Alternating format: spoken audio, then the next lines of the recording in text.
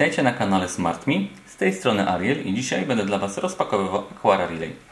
Aquara Relay to urządzenie, które dajemy do puszki elektrycznej i tam podłączamy je albo do łącznika świateł, albo do rolet, żeby móc nimi sterować zdalnie. Jest możliwość połączenia z Apple HomeKit. Zobaczmy, co się znajduje w środku. Opakowanie jest trochę zmasakrowane, ale przybyło do nas z Chin.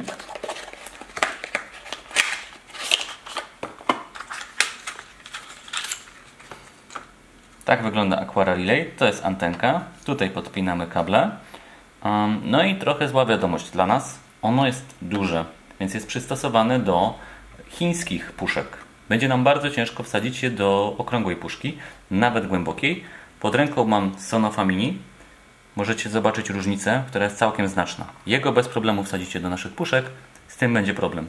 Więc jeżeli nie macie kwadratowych puszek, to mimo że bardzo lubię to urządzenie i bardzo lubię Aquarę, to niestety radzę kupić coś innego albo poczekać na wersję europejską.